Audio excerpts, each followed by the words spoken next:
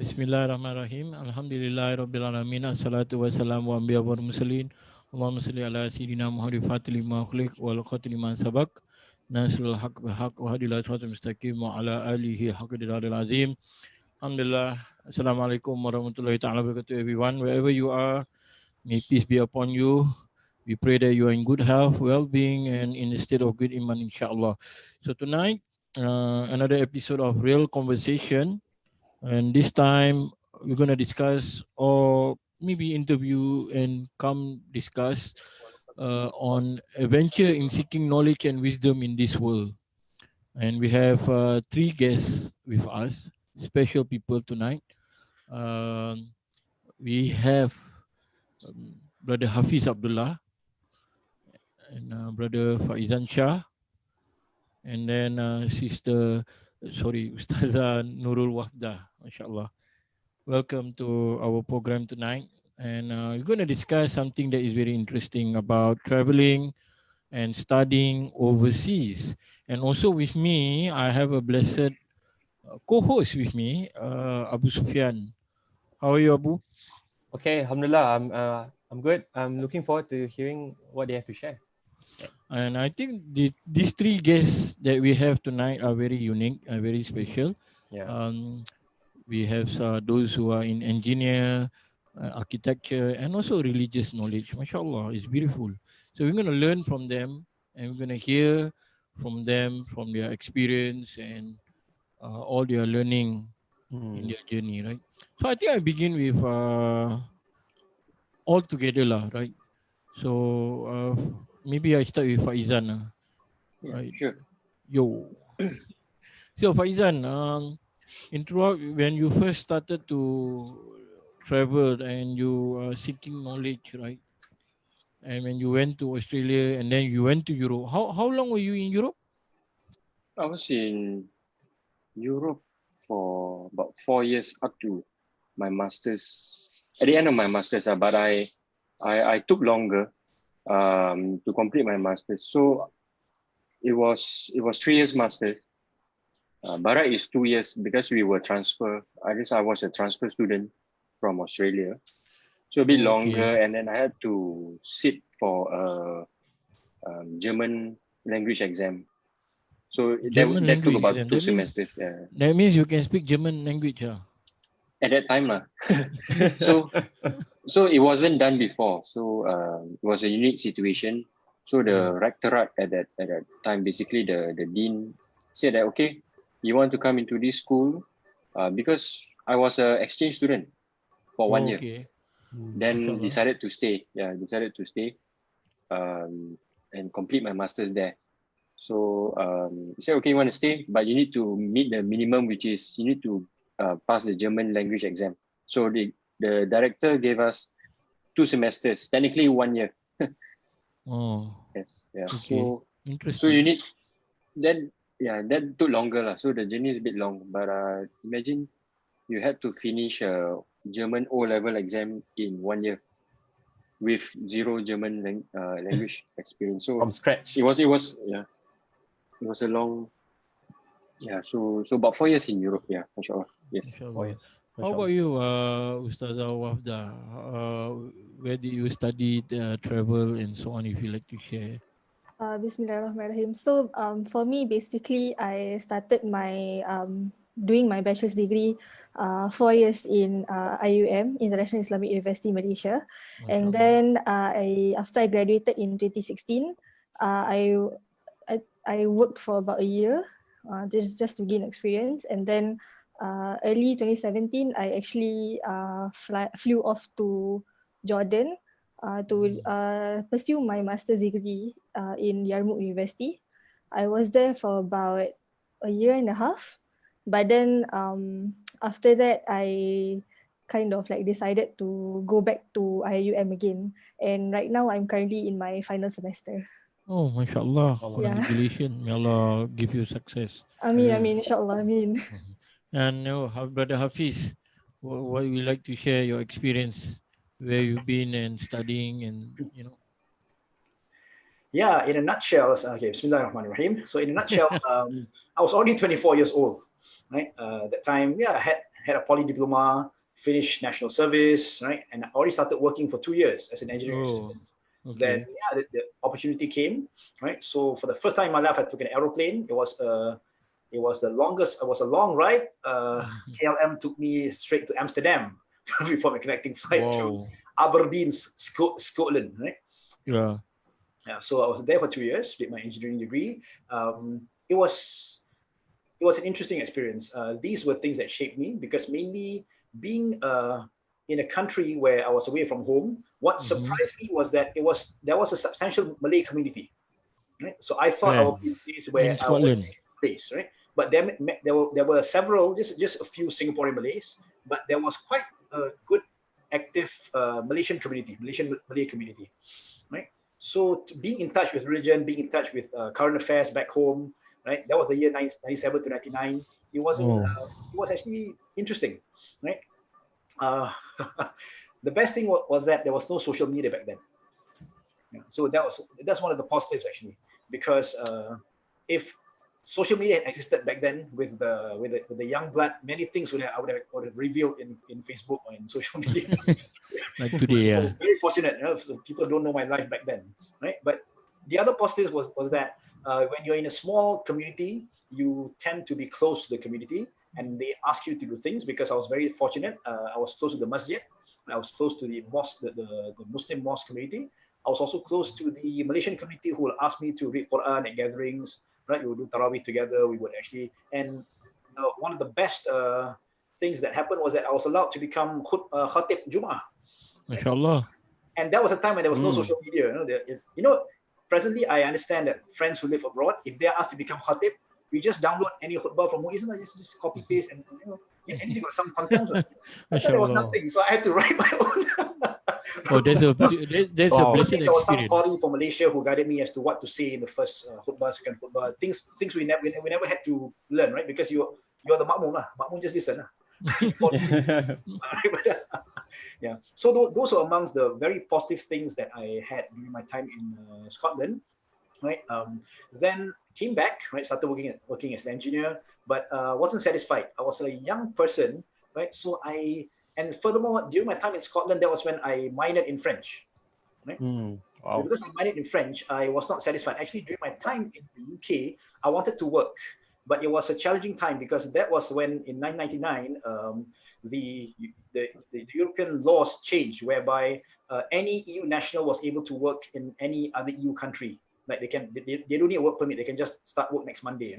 So very difficult for non-EU national to find work there.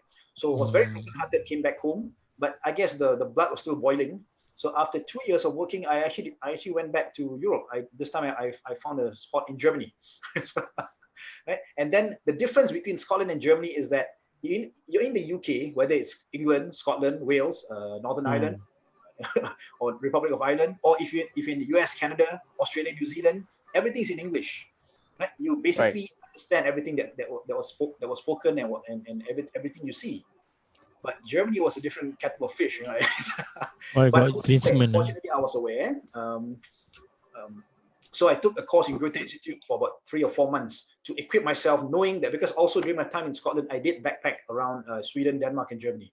So, and that was back in 1999, where in Sweden and Denmark, in Scandinavia, while they speak their own Swedish and Danish, but to the foreigner, English is welcome. They don't have bad relations with English speakers, so they are welcoming, and they're able to speak to me. They were willing to talk to me. But during my time in Hamburg and Berlin, that's when I realized in the year 1999 that no one would talk to me. Because I was a non-German speaker. It was very tough. Right. Masjid in Hamburg, right? And there were no. Yeah, so the Imam gave an announcement in Arabic. It was a Libyan mosque. They spoke Arabic. And then after Arabic, he was very kind. He's an Imam living in Germany, so he translated what he said into German. But I guess the brotherhood there was strong. Alhamdulillah, there was some whispering amongst the guys. I was somewhere in the 4th or 5th row, so they kind of whispered to one another. There's one person who looks out of place and doesn't seem to understand either language. Okay, doesn't understand Arabic, doesn't understand German. So maybe someone should come to the mic and say something in English. So one person did that, then I was able to understand. So it was very tough. So before I went to Germany, I was prepared. right? So of course the actual learning of German happened in Germany itself, right? Although the course was in English, but yeah, I picked up German, as in I spoke German on a daily basis. How Brother Faizan would actually do it back then, right? So and fortunately, I love the German language. I love languages very much. Maybe I don't speak French as much as I do German, but German I still do. In fact, just last Saturday, I was fortunate enough to be the official witness for a nikah, an online nikah. An online nikah between a German man here in Singapore, based in Singapore, and the wife is a Malay, right? So it was an online nikah, and it happened on. It's all last minute because they planned it like more than almost a year ago. It was supposed to be at the Temasek Club, Temasek Club in Rifle Range Road. Nice venue, but with the COVID-19 situation, it was shifted to the girl's parents' home, right? But 1 week before the nikah, ROMM sent the email saying that it's not going to happen even at home. It's going to be an online nikah, right? They were quite annoyed, but that was the way things are, and it had to happen. In fact, it was a blessing because in the end, because the nikah happened on a Saturday at 3 p.m. That means over in Germany it was 9 a.m. 6-hour time difference in the summer, right? So that means the parents, the two sisters, and one of the sisters being married with children. That means the parents, the two sisters, and the nephews and nieces were able to actually view the ceremony, right? And of course they were in for a bit of a surprise because I introduced myself. I spoke German to the family, knowing that the parents don't speak English, right? So it was very welcoming. It was nice. I think Faizan would have loved the experience. He had a chance to surprise a German family with his spoken German because I introduced myself. I said, "Hi, Hafidz. Ich bin Tobias Lehrer für Islamisches Gebet," right? Yeah. Okay. So Hafiz, I only know German football player only. You can mention, you can miss the whole German team, and you can still sound German speaking, right? So it's okay. Yeah. But Inshallah. during my time in Germany, the main difference is that it was German, and even because I was in a small town, right? I think Faizan will be familiar. If you're in Europe, if you're in the big city, likely there will be maybe a mosque where it is maybe some English is spoken, maybe, right? But I was in a small town, coming from a country of 5 million people. I was living in a small town in the southwest of Germany, near Karlsruhe, just across the border from Strasbourg, France, where the population is only 25,000. Right? You can literally walk from one end of the town to the other. Right? That's how small it is. But fortunately, there was a Turkish mosque.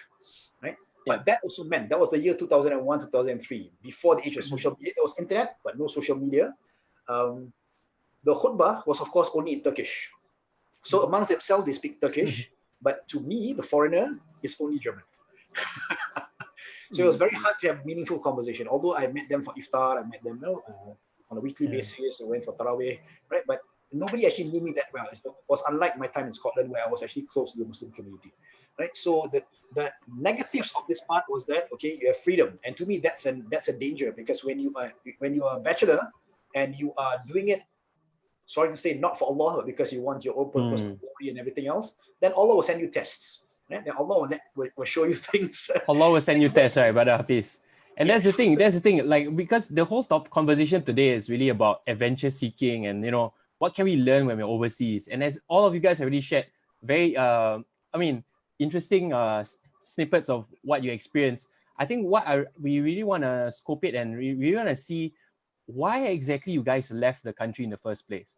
Now, what were you guys looking? What were you guys actually seeking? I think a lot of people will actually ponder, you could have done your master's here. You could have, just stayed in Singapore.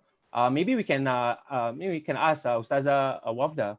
Ustazah, why do you realize that you wanted to go to IUM in Malaysia, and then after that you went to Jordan, and then you came back? Why do you think that experience was important to you? Oh, okay. So basically for me, why I decided to go to IUM in Malaysia to pursue my degree is basically because at that point of time, after I graduated from Madrasah Junid, there wasn't really a sort of like an official university or organization that was was what's the word? Sorry, was Courses, you mean? There For wasn't degree? any at the point of time. There wasn't any Available lah, it wasn't available available. religious courses that offers full time. So I kind of don't really have much choice, but to actually pursue my studies either overseas, either in Malaysia or in Egypt or in Jordan or in Syria. So what made me wanted to study in Malaysia is mostly because of the conducive environment. I feel like I think for every university and for every kind of place that you go, you know that there was always going to be a very, very different environment, especially in terms of their university system. So I feel like IUM can give me the kind of system that would make me more disciplined in my studies. So that was basically why I decided to go to IUM to study to pursue my bachelor's degree. And then Okay. after I graduated, I went to Jordan. So when I decided to go to Jordan, it was more of like I don't know, I was going through such a kind of like an adventurous soul at that point of time. Right. So yeah, I kind of just applied, and then Alhamdulillah, I got a spot in Yarmouk University at the point of time, and I just thought, like, you know what, just go for it, because you know, you never know like what kind of opportunities that will come, or this kind of opportunity will ever come. And also the fact that my parents were the one who actually encouraged me to pursue my masters at the point of time, because mostly because I was single, and I don't really have any commitments to any kind of workplace and whatnot. So yeah, that was basically why I went to Jordan at that point of time. Yeah, but Ustaz, I just curious, when Malaysia is of course across the border, Yeah. same culture, same Mm. type of food, right? And you said that you wanted to be adventurous, so you went to Jordan. Yeah. In that particular moment when you went to Jordan, was there any like cold feet, or you miss your parents? Or I'm sure there are a lot of other students from Singapore also there, right? Yeah, But yeah. then again, everyone had a different sort of experience. Mhm. Not everybody has the same thing, right? But how was it like? The only daughter in the family, Yeah. and the youngest, and Mm. yet you travel so far. What was, I know your parents were supportive lah, but were they like nervous, or were you like having that sort of uh I don't know, maybe nervous also lah, I would say, like when you're far away. How I think yeah. for every parent who has, you know, who has children, basically, like it's gonna be a bit worrisome for them, and to know that their children are studying abroad or staying very far away from them. I think it's pretty normal for them to feel that way. But then at that point of time, I knew that my parents are very, very supportive with whatever decision that I make. And Alhamdulillah, even though they were worried, but Alhamdulillah, they were supportive. And I still remembered, like, they were the ones who were rushing to get me, because when I gotten the offer letter from my university, it was a very kind of rushing period. So we had to book our flights like a few days before before the school reopens. So it was a very rushing period. But they actually flew from Singapore to Jordan with me, and then they flew back to MashaAllah. Singapore. Wow. Yeah. Wow. Just to send you, they stayed for a while, or they stayed they for a they while, or they were there for about 10 days. So wow, yeah. MashaAllah. And I think for everyone basically who's studying abroad, I think it's pretty normal to feel very nervous and scared and worried, and you know, with the kind of uncertainty that we are Yeah. going through. But then the only thing that I can do at the point of time was just tawakal to Allah Subhanahu Wa Taala, and also pray that He ease all of my affairs. And to be honest, it was really hard during the first few months. It was rough. Like, I had, from being from a very kind of, alhamdulillah, very sheltered and very pampered by my parents, and also in a very different environment from Malaysia to Jordan, I kind of learned a lot on surviving. Like, when I was in Malaysia, I was living in a university dorm, so I couldn't cook. I couldn't make my own food. It was kind of forbidden in my university. But when I was in Jordan, I had no choice but to make my own food. I had no choice but to, do everything by myself. So that was one of the things that I learned, and also the fact that I learned to be much more independent, and I learned to be sort of like a grown up lah, basically.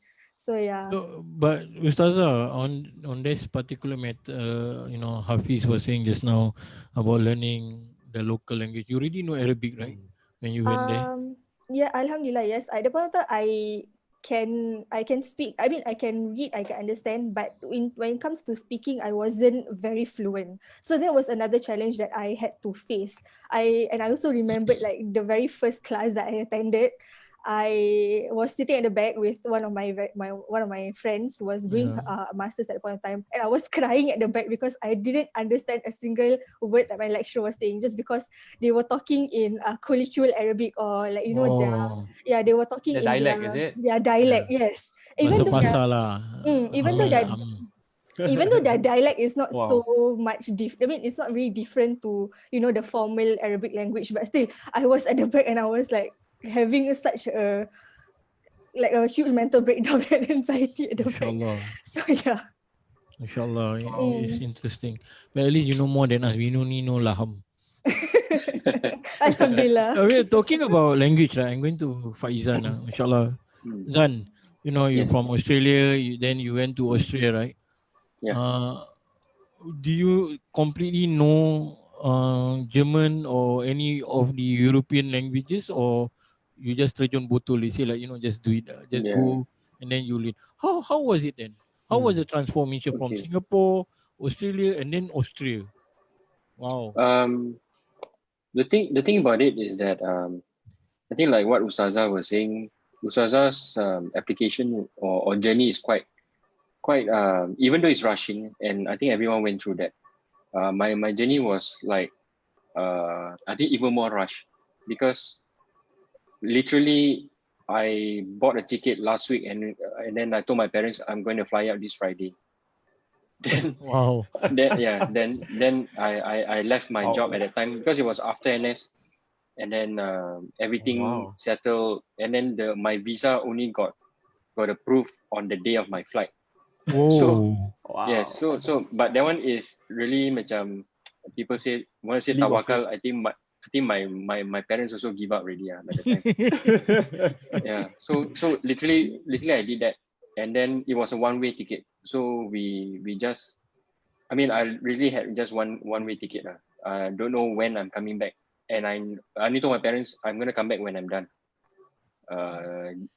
Of which I don't think they also knew it would take 7 years. Wow. Yeah. So did you came back within that 7 years, or 7 years you were there? You were there. Okay. So so some students, when they're overseas, they come back, visit their parents during summer holidays or whatever. I did not. The only time I came back to Singapore was only to go away.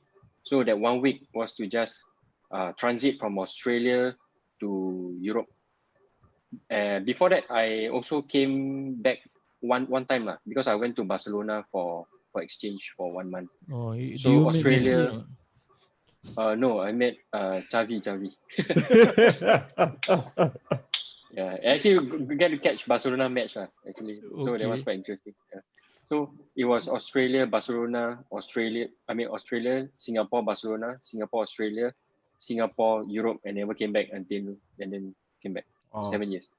So you can count, like, I think my parents met me like 3 times only. Wow. But Zan, when you had that kind of adventure, right? And you set your mind, like, say, I'm going to do it. I don't really care what's going to happen. Do you have a budget for it? Or it's okay, you just whack and then you go there, then you work over there and you study? Or you already have a budget and then that's where you are focused on it to move? Okay, that's the thing that not many people know about this. I only had I took a student loan the week before I flew, and the student loan could only cover my bachelor degree.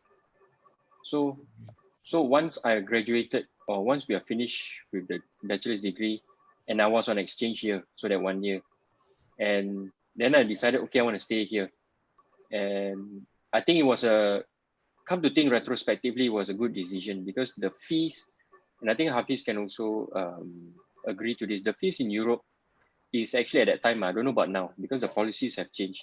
The fees in Europe is that basically if you're a student there, education is free, except that you have to pay union fees, and then except that you have to know the language. Okay. So it was the only condition that and I didn't know that until the directorate told us, okay, you got 1 year to complete this. In terms of language, to the point that you were making previously, for that 1 year of exchange, right? Basically, I just sit at the back of the class, not crying lah, but just pretending to know. Pretending to know. Yeah. Because the discourse was in German. I mean, my professors were kind enough to introduce in English and say that, but they have to do what they have to do lah. You know, you can't just because of you one person. Yeah, it's like you go to an Arabic school, then you say, "Oh, come on lah, you teach me English," you know, that kind of thing, right? Yeah. So you just have to make do, and then I will have to wait after class, and then ask question. Then you realize, oh, sorry. I said you don't need to apologize. I'm an exchange student from Australia, because at that time I still represent Australia University. I was an exchange.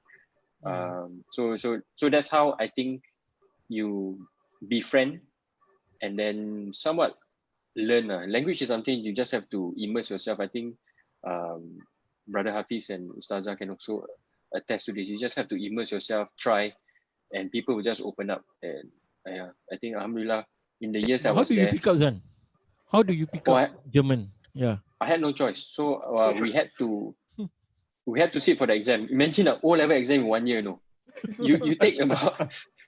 You only do O-levels when you are 16 or 17, no? 17 years of language formation. So we had 1 year, and I had to enroll myself to a language class. So I don't know if you recall this show called Mind Your Language. You recall that? Yeah. Very, very famous, yeah. Yeah. So we had... I was enrolling myself to this class, and the other classmates were people from... they had to sit for the exam also. So they are their husbands...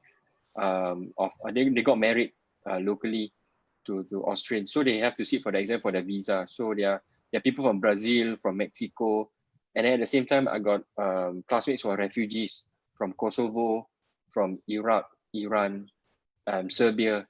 So it's really interesting, and Afghanistan. So from there, somewhat we learn together, and I realized I'm not the only one. So my best friend in that class was a guy from Guam, of all places, Guam. Because he married someone there, and then for his working visa, he had to sit for the test. So me and him go to the library, two brown guys in the library learning German during summer, in our shorts. I think it's something that it's a memory lah. It's part and parcel of, and then from there I also appreciate what being a refugee is. It's not easy. It's not easy. But Zan, you were saying that the German language, the exam, all that, like O level within a year, right? How fast you pick up then? So before we sit for the exam, we have to sit for 4 different tests. Yeah, so 4 different tests. So the test is really like you have to write an essay, you have to sit for a listening test and an oral test. So 4 rounds, so the whole of 2 semesters, 1 whole year, I literally did that. But at the same time, working on my thesis. So that was... And within 1 year, you can speak German and understand German. Yeah. Somehow if you have to do it, right, you're thrown... No choice. No choice. If you're thrown in the deep sea, you're forced to swim. I think that's the beauty of traveling and studying overseas, right? The tawakal part and all that. Coming back to how Ustazah, right? You were saying you were crying and anxiety and so on. But how do you manage then to pick up those, moment and then saying that, okay, everything's going to be all right. I have friends here and everything slowly... so when you look back at that such moment, right? Yeah. What sort of experience you like to share with us on how you break through it Because I think a lot of people are watching and they are learning from you. Yeah. I think for me, I have to be completely honest. Like for my first few years of doing master's degree, especially in Jordan, it wasn't an easy path lah.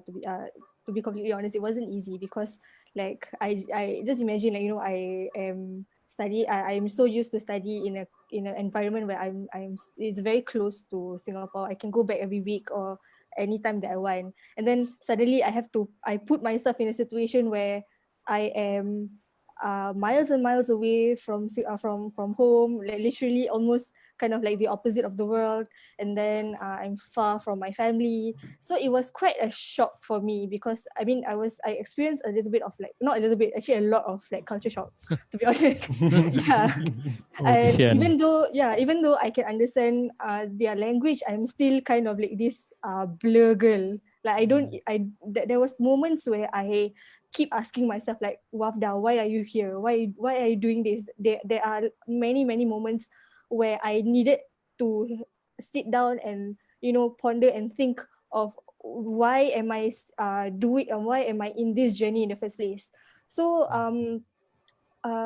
while while I was in Jordan, um it was it was a nice experience, but at the same time it was challenging in the sense where um I had to face a lot of not, I wouldn't say problems, but a lot of like difficulties at the same time. Like I wasn't familiar with the environment. I wasn't familiar with the culture, and I wasn't familiar with the people as well. And that was kind of one of the challenges that I had to face. And I think how I cope it is, Alhamdulillah, I had such supportive friends at the point of time. Like even though we are far from family, but we have we there was like there was about 100, no, not 100, like 200 or 300 of us. I can't remember exactly, but there was quite a number of us in Jordan, both in Amman and in Irbid. So the place that I was studying is in Irbid. It was far from the capital city. So at that point of time, when it comes to language, I don't remember anyone who is an Arab who I mean a Jordanian Arab in Irbid that can speak or understand English fluently. Not that I remember, or not that I I actually encounter. So the lecturers there, they don't have any choice but to, you know, speak in Arabic. So I have no choice but to learn and understand their dialect, Colloquial, yeah. colloquial Oh. Arabic. So I had a lot of help with from my friends and my peers, even my juniors who are doing their degree. So even though like it's to the extent where I actually recorded my lectures. Yeah, so even though I don't understand, like they would come and help me.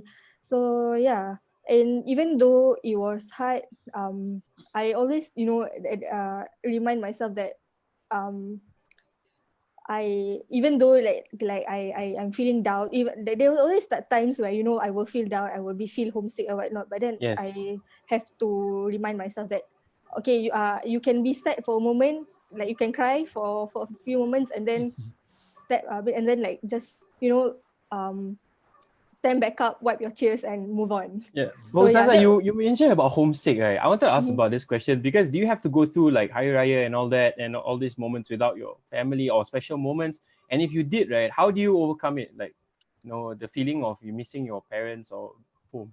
Uh, Alhamdulillah, I was privileged enough to not, to have the finances to go back to Singapore every year during my summer holidays. So at that point of time, during summer holidays, that was during Hari Raya as well. So usually during Hari Raya, I will be in Singapore celebrating with my family. But I do salute my friends who actually stayed and actually experience Hari Raya over there, because I know that Yeah. it's not an easy experience, not easy, but they are strong enough to do it. So I yeah. think it's very interesting, Abang Khalid. We're now in the topic of Hari Raya.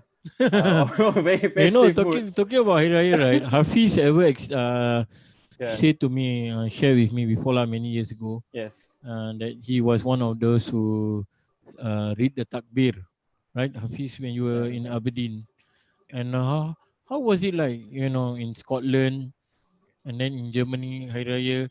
Ustazah was saying that he has the privilege to balik, Yeah. but you and Faizan has to stay there.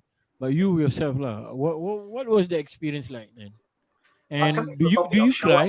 Yeah. Do you No, cry? I'll come back to the topic of Shawwal in a minute or so. But I just want to conquer whatever that Faizan and Ustazah Wafdah said, because really, you see, you live in a country where another language is being spoken. And mind you, Faizan was in Austria, right? When he took the exam, if I understand correctly, he would have taken the Fusha German, right? The Hochdeutsch. Oh, The Fusha German German. would be in proper standard German. But Austrian German is not a written language. Austrian German is a spoken language. It's kampung, like Kelantan Malay, something like that. Right? I can hear Austrian German once I'm in Bavaria, in Munich, right? Because it's pretty close. Bavaria, state of Bavaria in southeastern Germany. Austrian German, pretty similar. Very, very different from Hochdeutsch. Although that's where Hochdeutsch is supposed to come from, right? So for him, I would think that while he's studying standard German, but he goes out to buy things from the shop at the train station, right? Maybe at the mosque and all that. They speak Austrian German, not standard German. So he has to switch between the standard German and the same goes for Ustazah, because you learn Fusha, but the Jordanians don't speak Fusha, right? At least their Arabic is still not that far from Fusha. Try being in Marseille. I was in Marseille once, Marseille, south of France. Algerians, they were cutting my hair. They spoke to each other in Arabic. I could not even pick out a single word, not even one word, because the Arabic is something else. It's Arabic plus French plus some Berber language or something. It cannot be understood. It's 3 in 1 lah. Yeah, 3 in 1, which becomes something else. Arabic bukan, French Kira bukan. macam it's like Singlish lah. Worse than Singlish lah. It's Singlish. Okay, back to the topic of Shawwal.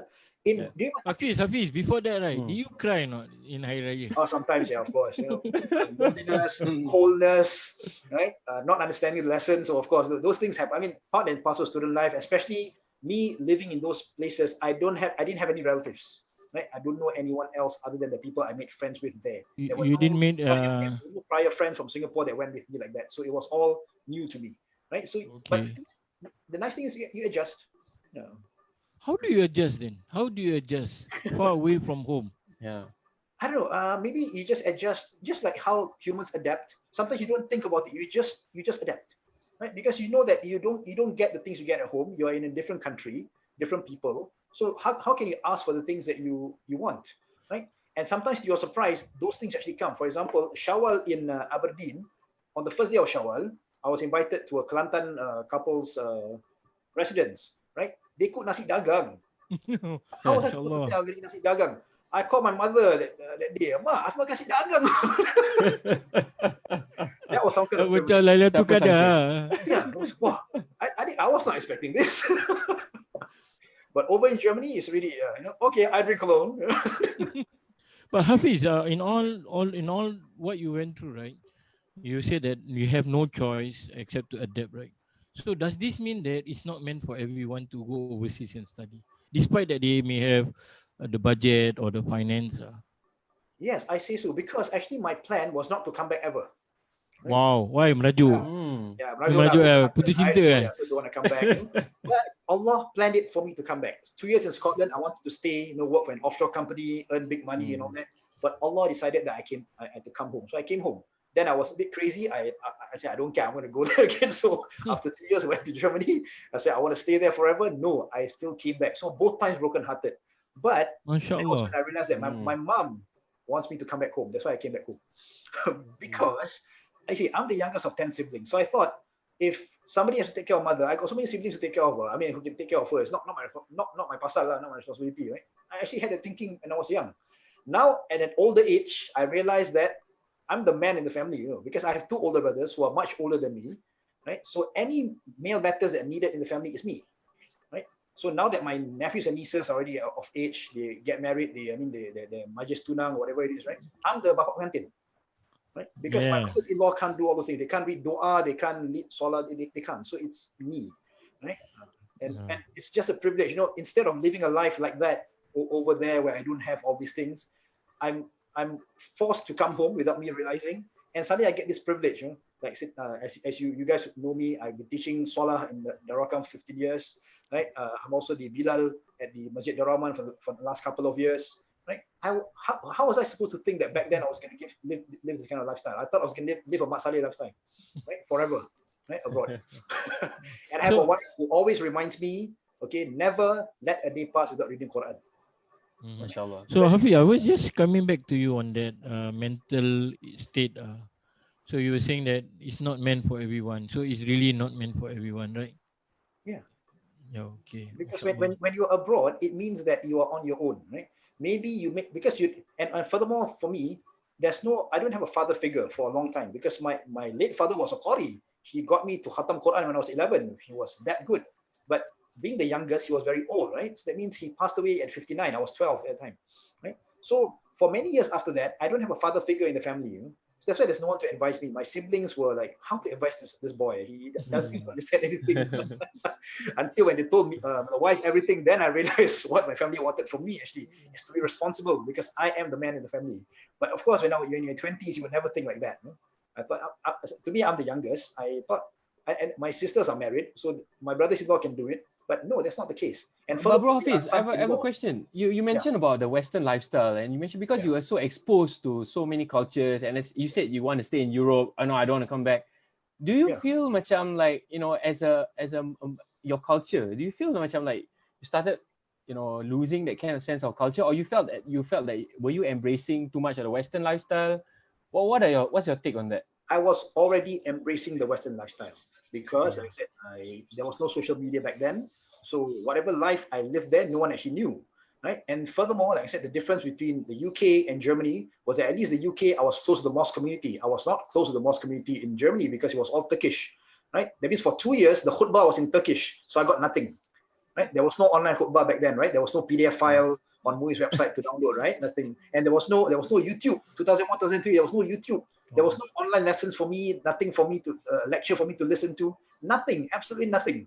And I was living in a small town. I said, maybe if I live in Hamburg, maybe there are some Libyans and Saudis and other mosques where maybe there's some people who are willing to talk to me in English, or at least some classes maybe in German that I can actually attend. But no, it was all in Turkish. So that means I'm totally alienated from the Muslim community. You know? I'm only there for prayers, and basically that's it. I remember during my time in Germany, not even once anybody asked me to do azan. Right? As Khalid mentioned, right? When over in Aberdeen, right, they gave me the mic to do takbir, because the Pakistanis, the Bangladeshis, when they takbir, it's not the Allahu Akbar, it's the Allah Akbar, Allah Akbar, Allah Akbar. It's a semangat takbir. Right? Suddenly this Malay guy takes the mic, Allahu Akbar, Allah. They want me to this takbir because they say it's nicer. But the arrows say macam perempuan lah. You sound like a girl. Interesting, different cultures there. Even within Muslims, there are clash of cultures because people are not used to one another's practices. So it was different, right? But like I said, I had a lot of backup. In Germany, absolutely no backup. That was, you know, so the young person doesn't know responsibility, no religious guidance, and for myself, no father figure. Imagine if I had not known how to read the Quran, or if I'm not someone who actually does Salah and all that. What would happen to me? It could have been anything, right? And in fact, there was thoughts actually. If I could actually settle there, whichever way possible, right? Then okay lah, I settle there, right?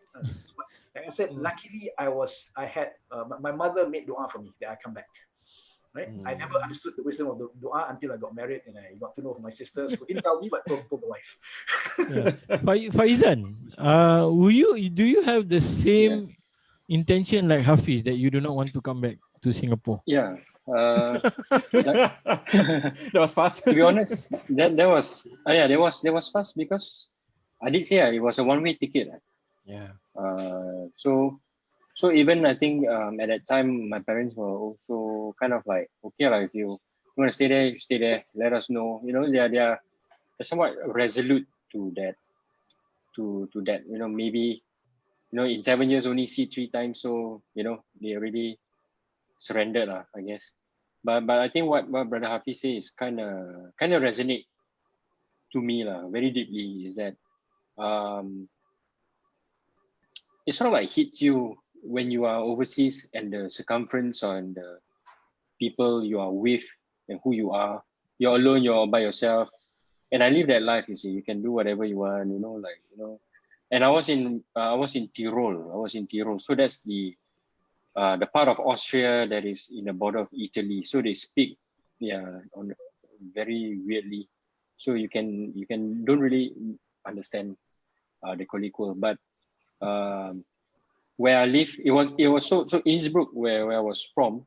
It is in a valley. It's in a mountainous region, the Alps. So the Alps continues from Italy upwards to that side, and so that town is a small town. It's a skiing resort town. So it'll be very busy in winter, but in summer everyone is gone because there's no snow. So but I'm there, and there's no school either, so you can't do much. So we're just there. But one thing that I did not partake, right? To be honest, did not partake, but I sort of like appreciate it now, was that there was a small Turkish surau where I was living downstairs. Yeah, I would say I did not partake because to be honest,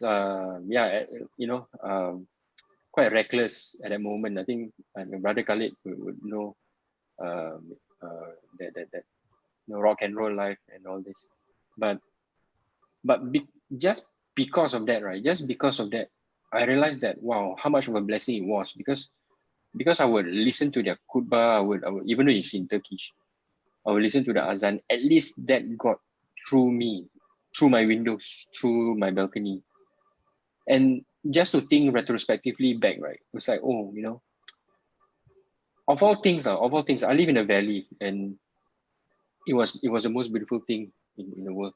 But that is the only, somewhat like the memory that I still remember. Because you're talking about Ramadan, you're talking about Shawwal and all this, and I still remember the azan in the Eid celebrations that they had. Yeah, but on that note, Eid or whatever is still a schooling day, lah.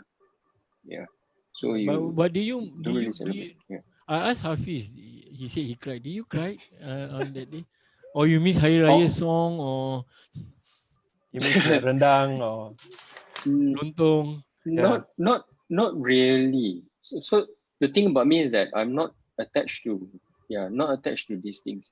But I think more of family, the kind of memories that you have, more of the memory, not like because when I was in Australia there was quite a bit of Malaysian Singaporean community still.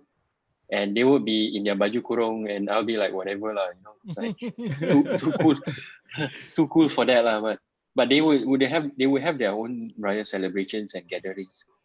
But when I was in Europe, I know that I already sound like mentally prepared. Like don't even But son, not really. when I was asking Hafiz right just now, and not everyone are able to do this, to adapt changes and to withhold the difficulties. And for you yourself, when I saw the way how you describe how long you were there and you were able to go through day by day time, slowly. So is there something in it that make you feel like it's okay, I can stay here and I can be here even though I'm far away from my family for many years, Is there something in it, or it's just that you want to start a new life? That's what motivate you to be there. Yeah, I mean, just asking. It's not so much because the thing about my journey is very, I think, unique to the thing that I'm studying. Like architecture, if you're looking at the discipline of architecture, you need to be sure who you are studying under and who you want to study under. So I was sure who I wanted to study under, and I wanted to find them and study under them because they study under people of writers of these books or architects who did these works and all this. So in a very weird form, right? And I think my professor recently also mentioned, it's like it's one of the disciplines that still have like a sanad, that you can really trace back who you study under and the books you write, So back to that, I think I was just pursuing knowledge in its form, and that's it. Until I feel that I'm fulfilled, then I know when I'm ready. And I didn't even know. Back to Hafidz notion, I didn't even make a very conscious decision that I'm coming back. I just came back. I just happened to come back. Yeah. And for some weird reason, maybe in the future, I know that if it is the time, then maybe I'll go again. This time with my family, of course. Yeah. My wife is here, so listening, so maybe she'll kill me for this, but yeah. Yeah. But So pursuing knowledge, yeah. Zan, do you think it was already fated when you came back, you got married? Yeah, so the long version is this. She's still listening in. The short version of the story is that I met my wife before I left. We were not together, but we were in contact. And then basically it was a long distance relationship. No, none of the was a long distance relationship. So it was hard. It was hard on both of us. So we called it off. But the fact that if I were in her shoes also, I would leave myself because it's very hard to maintain going away for 7 years, and then not knowing when I'm gonna come back. But like what brother was saying is that and also Ustazah is getting at is that Allah knows best lah. So just so happened that when I came back, it's also the time that actually we so happen like hey I'm back, and I'm back not like the day I reach airport I like contact her or whatever. I was ready back for like almost 2 years.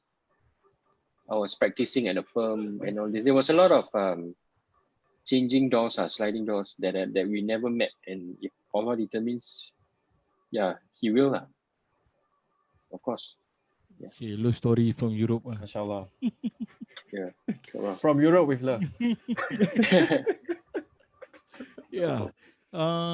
Getting back to Ustazah, right? We were asking the two brothers whether people are able to endure or sustain living in Jordan, or even sometimes even in Malaysia also the environment is different, even though we are neighbor.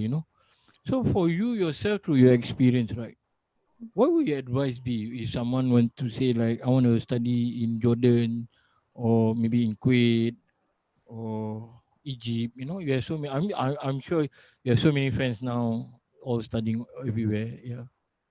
I think getting back to the topic of like if anyone can do this, I actually agree to that idea of not everyone can actually do studying abroad, and I happen to be one of those person because I studied in Jordan for about a year and a half. So the master's program was supposed to be 2 years, but I ended my my studies for about a year and a half only, and then I transferred to UIA.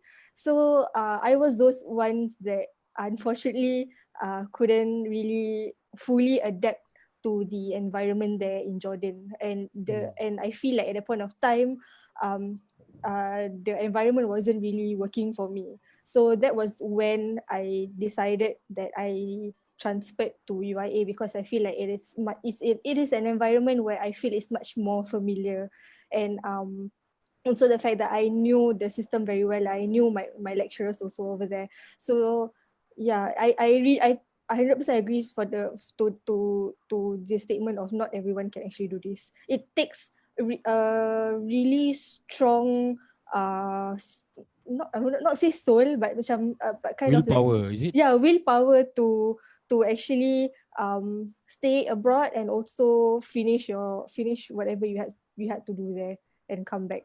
So yeah. Yeah, but then again, I think you went through a year and a half is already good enough, mashallah. It's Mashallah. already something like achievement, Mashallah. It's not that easy, and it's not like something like we think, uh, you know, just go in and then you pass kind of thing, right? So there's a lot of what Yes. you were mentioning earlier, the environment, the Mm. people. So yeah, we can understand that. But Ustaz, also we like to ask you, through the wisdom of what you went through, right? How does it mold your life today? How does it change you in the way how you see things in life? I think for me, when I was going through the hard time and I decided to transfer back to UIA or IUM, at that point of time, I felt like I was a failure in life. Like I felt that I was like, kind of going through this like downhill spiral. And when I look back and I reflect at at the past, and when I look back at today, I realize that um my failure does not define who I am. Like what defines me is not define, like what matters the most is what kind of person you are when after what kind of person you become after you have overcome that certain failure or that certain challenge. So I mean, I feel like no matter where you are, no matter what you're doing, if you feel that way, just knew that it's more of a test that Allah Subhanahu Wa Taala is giving you, and um, He will not test you in a way that it's too hard on you and on your soul. So there's always going to be there's always going to be a hikmah after every single challenge, every single failure that you face. So yeah, that was my personal experience and my personal reflection of what I actually went through. But I still believe you did well, mashallah. And Masya Allah, thank you. we are Masya benefiting from Allah. you right now. Yeah. And we saw your Instagram and that, mashallah, all the videos. Masya Allah. Allah. So perhaps that's what Allah wants from you, and there's the Hmm. wisdom, right? Alhamdulillah. Inshallah, amin. Yeah. So inshallah, we always pray for your success. I mean, Inshallah, And, amin. yeah. So I think before we end, alhamdulillah, we come to an hour already, mashallah. So fast time move. Right. Abu, you have anything to ask them? no, I think that the very interesting theme everybody is talking about right now is um, the idea of you tawakal. That's one.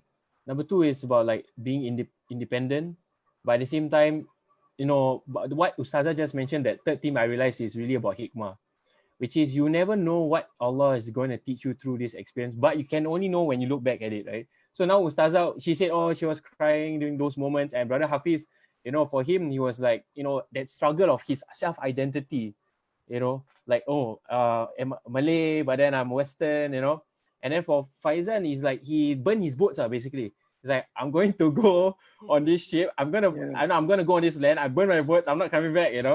So that tawakal, that overarching theme for me, I realized, something that we can only learn when we look back at it, and it takes a lot of tawakal in that. And I really wonder how you guys have that strength and that trust in Allah to actually do that, because Yeah. I don't think anyone can do it. Yeah. Can I add Faizan. something? Yeah. Okay, Bismillah, yeah, sure, Ustazah. sure, sure, Ustazah. I No think problem. one of the main important points that I also learned is the importance of intention, or the importance of a niyyah. Even our Prophet Muhammad sallallahu alaihi wasallam has said in his hadith, "Innamal a'malu binniyat." So whatever we do, it's according to our intention. Yes. So I think for anybody out there who wants to seek knowledge, no matter it's in Singapore, it's in abroad somewhere, uh, it's important for us to really put our right intentions to seek knowledge for the sake of Allah and our Prophet Muhammad sallallahu alaihi wasallam. I think that was one of the main motivations that I had when I decided to pursue my studies. So yeah. That's beautiful, Ustazah, because everything Yeah. begins with intention, the Prophet ﷺ said. Mm. But also at the same time, right, I think you are not the first person who I know who struggle also. And I guess everybody has their own test, even whether secular or religious knowledge in studying abroad, right? Because I know some people, they also went Konkas and, like they say, okay, I'm not going to do it, right? Yeah. But I still believe the beautiful wisdom behind it, right? In going through that, you are willing to go through and you know your limit, but Yeah. you do not know what's there that Allah has given you. Yeah. And it also actually make us realize also lah that religious knowledge is not as easy as we all think it is. Yeah. Ni bukan macam pergi Google and then type and then oh ini jawapan dia, oh ini like there are a lot of other challenges, and I think your story and your experience open up a lot of people. I know some other people also going through it, but it's not as how you had shared with us tonight. MashaAllah, a lot of people watching, and I'm sure they are inspired by you Yeah. and through your InsyaAllah. story and your Yeah. difficulties. That is important, the struggle, and I felt that struggle is a story itself. Alhamdulillah. Right? And there's another story that I think we have to hear, What? Ustazah Zan and Hafiz, which is Abang Khalid's story. No, I think, no need lah. yeah. No need lah. Abang Khalid No, but story, I yes. mean, we are all having a nice Apa dia? conversation here, and I'm the co-host lah, so now I can push the No. attention back to you. But Abang, I mean, you are someone who you've also traveled abroad in a sense that you spend some time overseas to study, and to me, being short time of learning with you, being with you, I feel that it has shaped you as a person and the wisdom and how you see life, the wisdom. Could you It's share a with kind us? of you.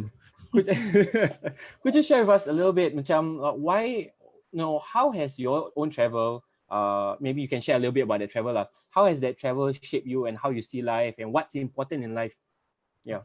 I think before that I travel backpacking lah, macam Hafiz and Faizan go Europe, happy, not happy lah, but just kononnya you want to see the other side of life, right? But when I was in Pesantren, I was nearly a year there. That's how it changes my life. And like what Ustazah was saying about her difficulty, and it's real lah. That's what I felt. I felt So I'm her. gonna ask the question, Abang Khalid, did you cry when you were overseas? No, I didn't. Alhamdulillah, I didn't. Mashallah. Because I was in a Okay. different, I was in different environment. I cried only once when I reached, because that night I dreamt of my late father. Mashallah. So I was in Pondok, and Pondok, I thought it's like, you thought it's easy life, Pondok kan, just Pondok. But then it's not much of the discipline. It's much like the food lain. You're not going to eat any, you every day you have to eat tempe, tahu. Mashallah. And then I lost 25 kilo Oh. within a year. Right. So I went there not to study actually. Really. I went there to seek experience. Someone sent me, say, you want to seek experience? I say, yeah, I want to seek experience. I was Mashallah. looking for something in my life. And that's why I went to Pondok in Jawa.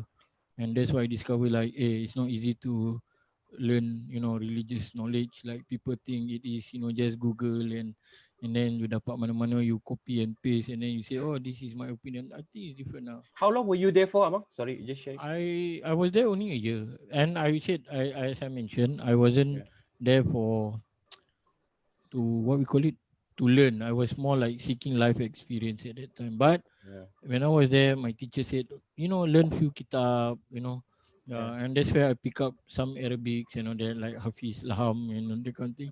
Dajaja. So that's how it is. But it changed my life because my Pondok was really in the deep in out of civilization, I would say. Really, it was in the second layer of the mountain, and it was out of the city completely. If you want to go to the city, it's like you want to go Madinah Bay to Dhaka, kind of thing, 4-5 hours, go KL, no?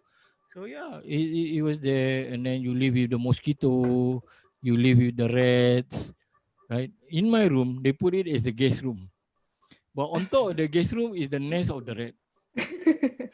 Imagine, every night I will hear the rats scratch, and they were fighting among themselves. Really? Then I was like, Hasbunallah wa ni'mal wakil. I was like, and I'm amazed when I look back, I didn't complain. Were you I scared didn't of the complain rats? at all. Huh? Were you scared of the rats? Could you sleep at night I knowing would that there were say, rats there? I was scared, but I still sleep. Mashallah. And it's on top of me. So I was thinking every night, I was thinking like, what is this kayu patah? How is it like? But I still sleep at it. I still sleep inside. I imagine the toilet is outside. Yeah. And then you see you're so used to watch horror Indonesian movie kan. Yeah. Then I always pinch myself, I say, siapa suruh tengok kan. So when you wake up at 3 a.m, then you want to go toilet, then you buka, the first thing you saw is like banana leaves, and then the banana leaves is beside the toilet. They say, Ya Allah, auzubillah, you know.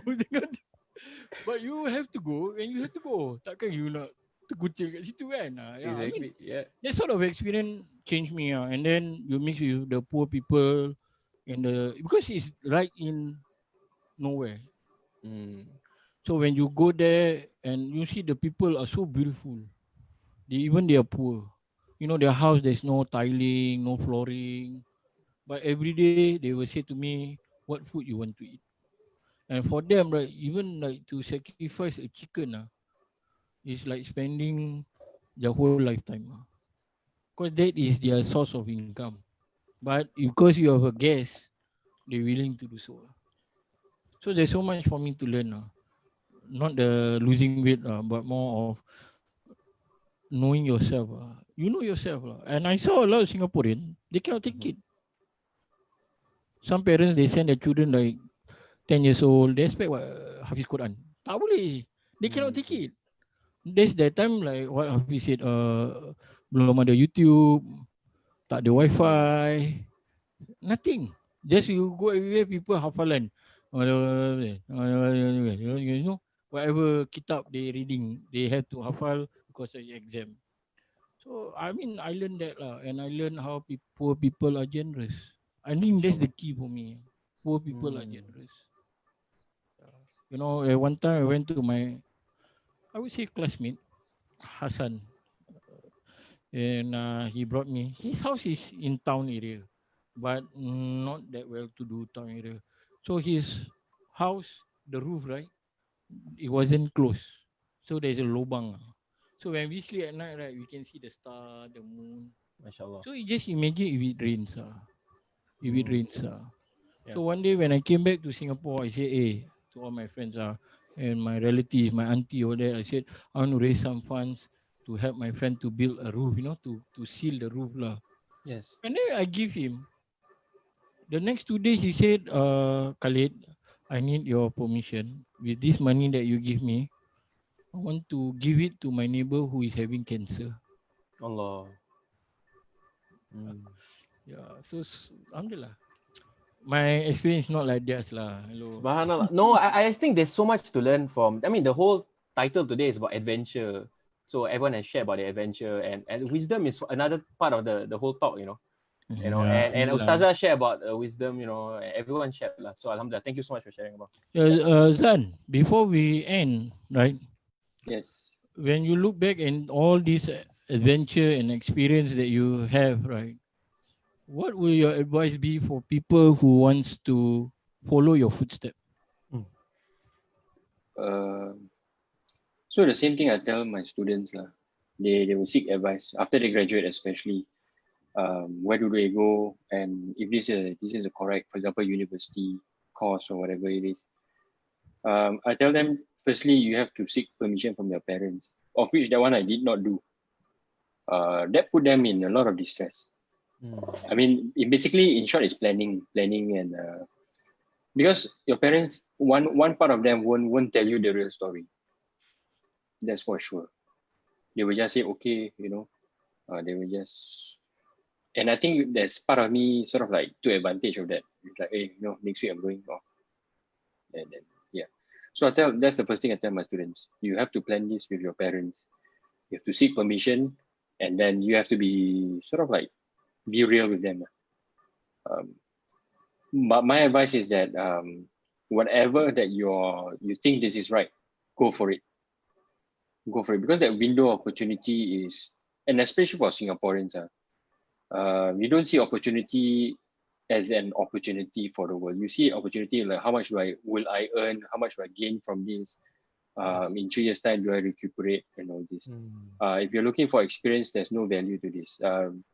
The money I've spent and I told some of my students, really because of the short time there was planning, in the planning there was really short time. It could have been planned better. So loans and all this should be the last thing, but that was the first thing that I took, and then it has implications, long-term implications. But nonetheless, if there's an opportunity there, see where the world leads you to. Because at the end of the day, and I believe this, at the end of the day, it will still lead you back somehow. Yeah. So whether you like it or not, right, you still be somewhat homebound. Whether it is life or the after lah, you still be homebound. Yeah. But if there's an opportunity there for you to experience the world, then let it be your teacher. But Inshallah. of course, he has to be with a bit of planning. That's my personal advice to my students, all of them. Yeah. Yeah. Inshallah. Thank you. How about you, Hafiz? What will your advice be after through your experience in what you go through? What will your advice be to all those watching? Do not forget family, right? Especially we, the guys, right? We have a role in the family. Right? Something I never thought before. Right? It's very important that if the opportunity comes, you get to live abroad, okay, but do take care of the family in some way or other. Right? Alhamdulillah, I'm back home, so I'm able to take care of my family in that sense. Right? But if I were to be abroad, then maybe, I don't know, like I said, if I were not to be thinking, then maybe I would not think of family. Right? But so think of family. Think why your family needs you. Right? Something I never thought before. Mashallah, thank you, Hafiz. How about you, Ustazah? The last, save the best for the last. Ustazah, what's your advice for people out there? I think I will repeat my point about intention. It's really the most basic principle that you need to have in terms of whatever that you are doing. Doesn't mean, it's either when you're studying or when you're working or whatever. It's the most basic principle that one should have, and especially in terms of seeking knowledge. So yeah. Thank you very much, Ustazah. Mashallah. Thank you. And we call it a night, not a day. Yeah. We call it a night. Thank you, everyone. All those panelists, Ustazah, Hafiz, and Faizan. Mashallah. We learned so much from all of you. Inshallah. And may Allah preserve all of you with lots of success. Ameen. And we hope this video will be able to continue watch. I think a lot of people are going to watch and continue to watch and learn from all of you and from each one of you. There's a story that is beneficial, that make them even closer to Allah subhanahu wa ta'ala. Inshallah. So with this, we say thank you very much, and we hope to see all of you again in the future in our programs. And may Allah bless all of you, and remember us in your prayer. Thank you so much. Thank you so much for having Professor me. Zan. Right. So see you all again, inshallah. Assalamualaikum warahmatullahi wabarakatuh. Salam. Assalamualaikum warahmatullahi wabarakatuh.